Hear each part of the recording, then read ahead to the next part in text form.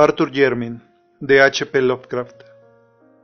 La vida es algo en realidad espantoso y tras lo que por lo general sabemos de ella, se esconden verdades demoníacas que suelen hacerla doblemente espantosa.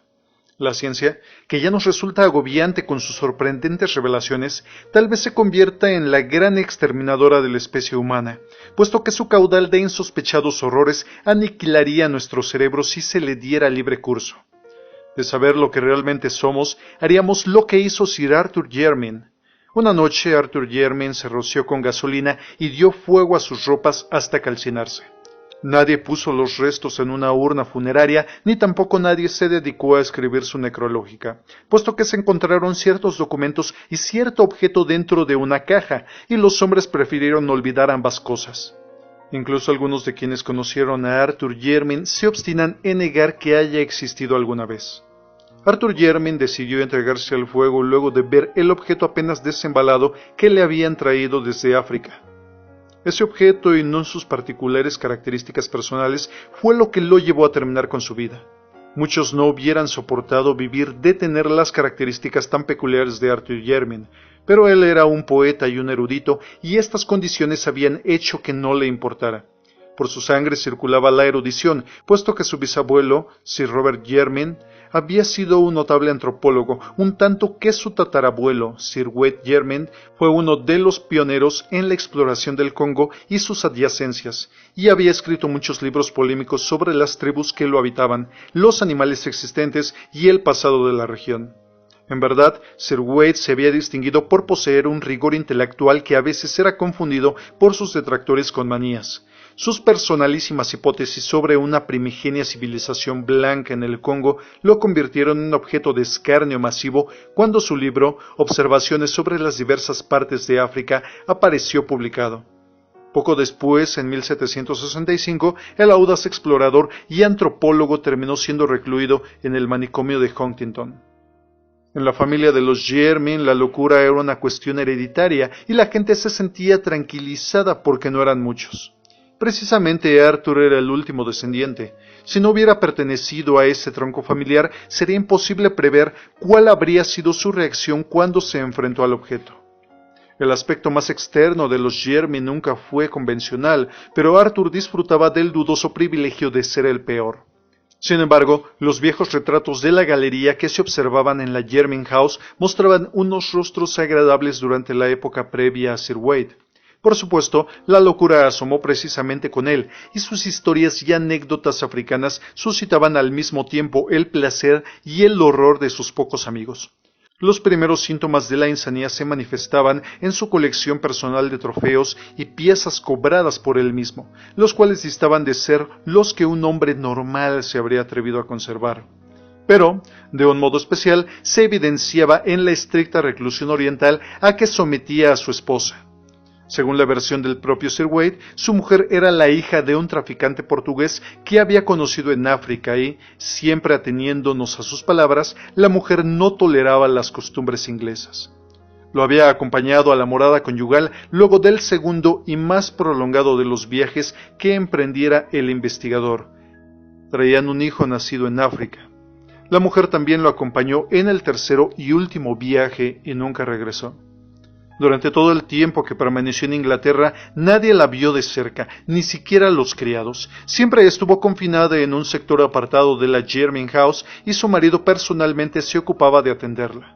Sir Wade también era raro en los cuidados que dispensaba a su familia. De regreso de África impidió que alguien atendiera a su hijo, a excepción de una muy fea negra que había traído de Guinea. Al retornar de su tercer viaje, luego del fallecimiento de Lady Jermyn, él mismo atendió al hijo en todas sus necesidades. Lo que más pie daba a sus pocos amigos para pensar que el cerebro de aquel hombre no funcionaba a cabalidad eran las conversaciones que mantenía, en especial cuando había despachado algunas copas.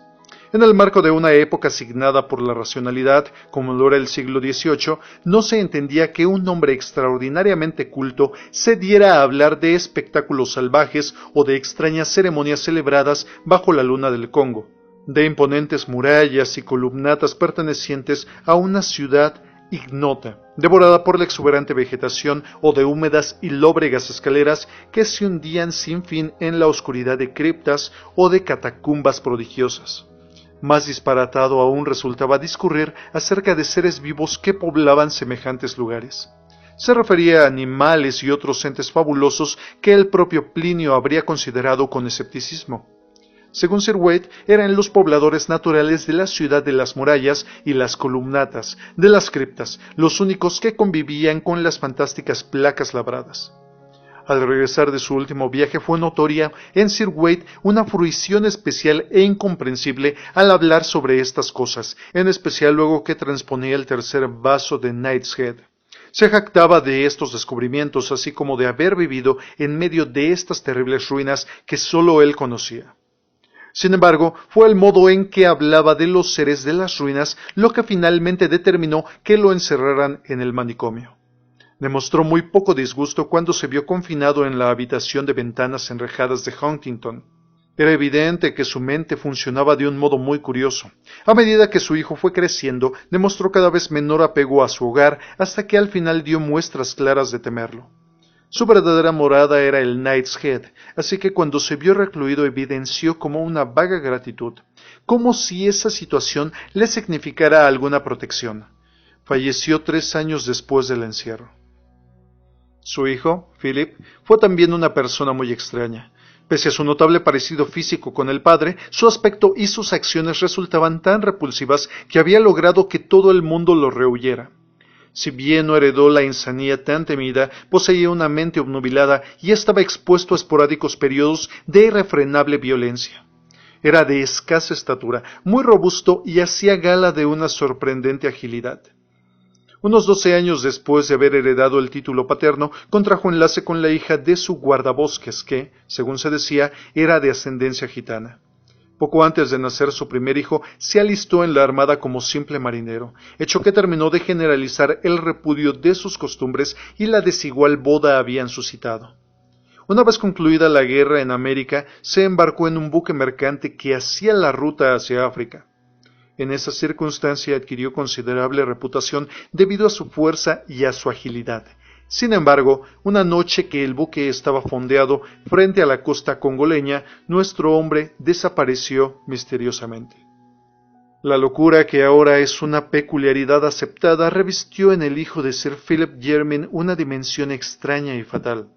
Era alto y muy buen mozo, tenía una suerte de encanto oriental pese a ciertas despreocupaciones en su físico y comenzó dedicándose al estudio y a la investigación. Robert Jermyn fue el primero en analizar científicamente la amplísima colección de piezas que su insensato abuelo había traído desde África. Esta actividad le permitió llevar el nombre de la familia a los máximos pináculos de la fama en los campos de la etnología y la exploración. En 1815, Sir Robert se casó con una de las hijas del séptimo vizconde de Britholm, con la que tuvo 3 hijos, de los cuales ni el primogénito ni el Benjamín nunca fueron presentados en público debido a sus defectos físicos y mentales. Golpeado por aquellas desdichas familiares, el prestigioso científico trató de hallar consuelo en su trabajo y así emprendió 2 prolongados viajes al interior del África.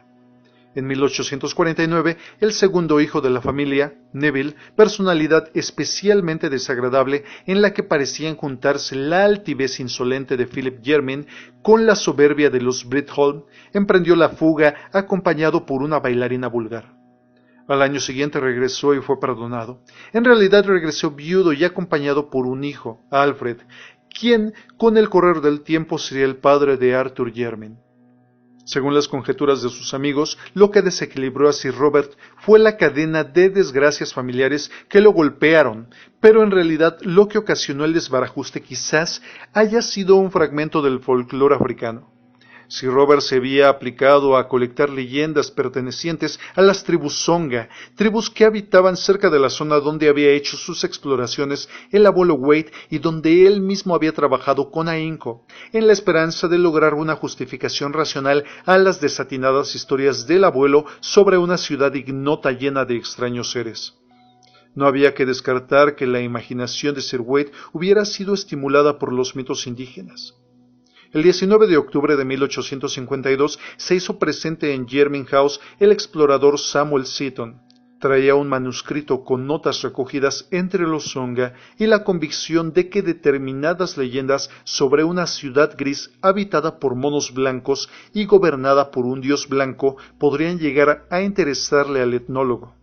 Mientras conversaba con el dueño de la casa, seguramente le transmitió mayores detalles, pero ellos nunca podrán conocerse dado que a continuación se desencadenó una terrible serie de tragedias. Cuando Sir Robert Jermyn se retiró de la biblioteca, tras de sí quedaba el cadáver estrangulado del explorador. Acto seguido, y sin que pudieran detenerlo, dio muerte a sus 3 hijos. Los 2 nunca habían sido vistos y el que se había fugado con la bailarina. La muerte de este último ocurrió mientras defendía, finalmente con éxito, la vida de su hijo de 3 años, el que también figuraba en los alucinados propósitos exterminadores de Sir Robert. Tras varios infructuosos intentos de suicidio y en medio de una cerrada negativa a pronunciar el menor sonido articulado, mientras transcurría el 2º año de su confinamiento, Sir Robert murió por una apoplejía. Sir Alfred adquirió el título de baronet antes de haber cumplido los 14 años, pero sus inclinaciones nunca coincidieron con las esperadas en alguien de su condición. A los 20 años marchó con una troupe de artistas de un espectáculo music hall y a los 36 abandonó a su esposa y a su hijo para unirse a un circo ambulante americano. Su final fue horrendo. Entre los animales del circo del que formaba parte se encontraba un gigantesco gorila de un pelambre bastante más claro que el de sus congéneres.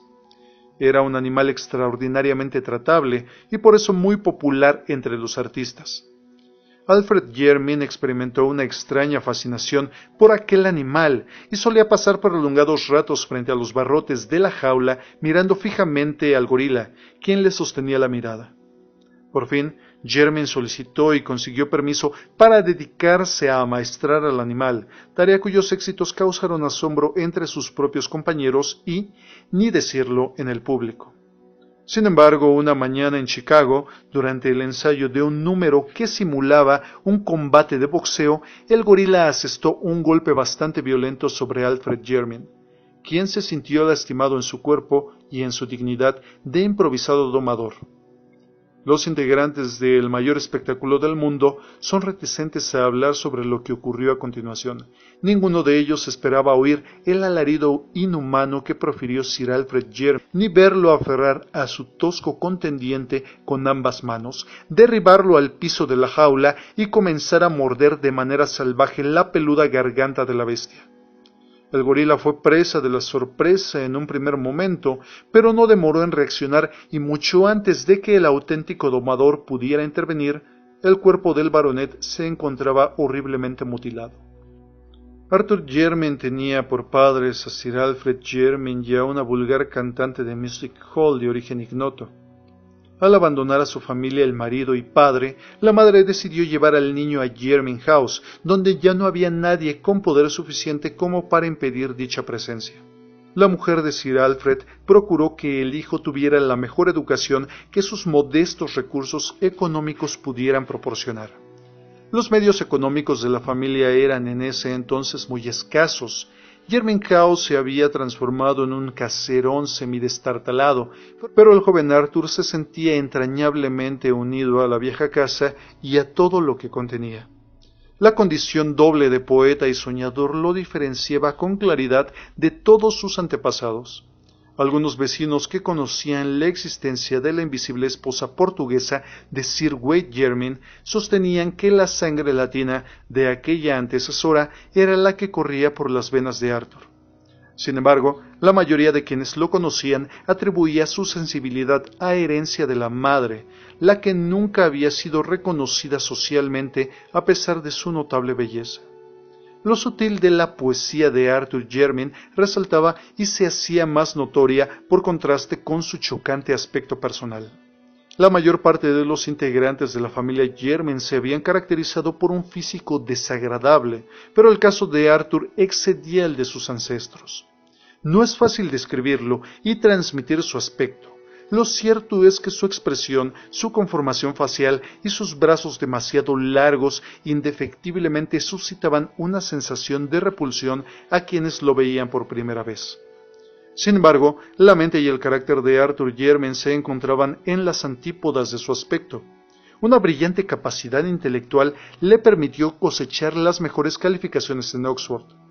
Si bien las inclinaciones por la poesía eran fuertes, ciertamente mayores que las científicas, se propuso proseguir la obra de sus antepasados en el campo de la etnología africana y para ello se apoyó en la sorprendente y sin par colección de Sir Wade. Su propensión por la fantasía a menudo lo hizo ocuparse de aquella prehistórica civilización africana sobre la que había oído hablar con tanta pasión al insano explorador. Trabajó arduamente para tratar de establecer bases empíricas y a la delirante convicción familiar y se concentró en la revisión de los datos más recientes en las investigaciones tanto de su bisabuelo como de Samuel Seaton entre los Songa.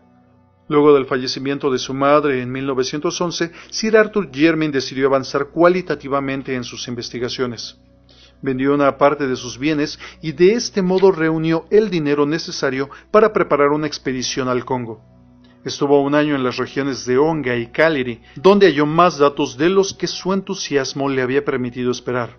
En su permanencia entre los Kaliri trabó amistad con un viejísimo jefe llamado Muanu, quien pese a sus años hacía gala de una memoria asombrosa y, además, conservaba intacta una aguzada inteligencia. Naturalmente, Muanu tenía un interés muy cercano por las leyendas antiguas. No solo conocía las que le transmitió Jermyn, sino que además confirmó el sustento real de todas ellas. Le habló de la ciudad de piedra habitada por los monos blancos. En el relato de Muanu, la extraña ciudad y los exóticos seres que en ella vivían no eran más que un recuerdo, puesto que habían sido exterminados por los guerreros Fiangus hacía mucho tiempo. Luego de aniquilar la mayor parte de los imponentes edificios y de masacrar a los extraños seres que los poblaban, los Mangus se habían llevado a la diosa embalsamada, que era el objeto de adoración de aquellos seres y que, según varias tradiciones, había reinado entre ellos. Muanu no podía explicarse el origen de aquellos seres blancos y simiescos, pero estaba seguro de que la destruida ciudad había sido levantada por ellos. Jermyn no pudo reunir los elementos para formular una hipótesis consistente y tuvo que conformarse con incorporar a su acervo, luego de un escrupuloso interrogatorio, una leyenda muy interesante acerca de la diosa embalsamada. Según la leyenda, la princesa Mono se había convertido en esposa de un gran dios blanco llegado del oeste. Por mucho tiempo reinaron juntos en la ciudad hasta que al concebir un hijo decidieron marcharse con el retoño. Más adelante, el dios y la princesa retornaron a la ciudad donde esta última murió. Su marido había hecho embalsamar el cadáver, colocándolo en una gran mansión de piedra donde se lo adoraba. Al cabo del tiempo se había marchado de la ciudad. A partir de este hecho, la leyenda continúa en 3 líneas de acción. Según una de ellas, nada extraordinario había vuelto a ocurrir, aunque la diosa embalsamada había pasado a ser un símbolo de poder para la tribu que la poseyera. Esta es la razón por la que los Bangus se la habían llevado. Otra línea de acción hablaba del regreso del dios con el solo propósito de morir a los pies del cadáver embalsamado de su esposa. Por fin, la tercera variante refería al retorno del hijo, de la divina pareja, convertido en un hombre, pero desconociendo su verdadera identidad. Por supuesto que la exuberante imaginación de los negros había agregado y sacado de la historia sin medida alguna. No obstante, a Arthur Jermyn no le quedaban dudas acerca de la existencia de la ciudad tempranamente descrita por Sir Wade. Por eso, no se sintió sorprendido cuando a comienzos de 1912 logró finalmente descubrir los últimos restos de ella. Su superficie debía haber sido extraordinaria y, por cierto, que las piedras supervivientes eran prueba suficiente de que no se había tratado de una simple aldea como las demás en el continente. Lamentablemente no pudo hallarse inscripción alguna y la modesta expedición no contaba con los medios suficientes para emprender los trabajos de limpieza en un pasadizo subterráneo que llevaba al sistema de criptas que ya había descubierto Sir Wade. Todos los jefes indígenas de la zona aportaron datos concretos y coincidentes sobre los monos blancos y la diosa embalsamada, pero solo un europeo fue quien le permitió una ampliación de los datos suministrados por el anciano Moano. Un comerciante belga, M. Bergeren, le confió que estaba seguro de poder localizar y tal vez obtener a la diosa embalsamada, de la que había oído hablar alguna vez, ya que los antiguamente poderosos Bangus habían depuesto su belicosidad a dientes siervos del rey Alberto. No sería demasiado difícil, concluía, convencerlos de que se desprendieran de la diosa. Mientras viajaba de regreso a Inglaterra, Jermyn alentaba la esperanza de encontrarse, en no mucho tiempo, con la invalorable reliquia arqueológica que haría realidad a lo que siempre se consideró la más desatinada historia de su retatarabuelo. Arthur Jermyn aguardó con paciencia el envío de M. Bergeren. Entretuvo el tiempo de la espera estudiando, con renovado interés, los manuscritos que había dejado su enajenado antepasado.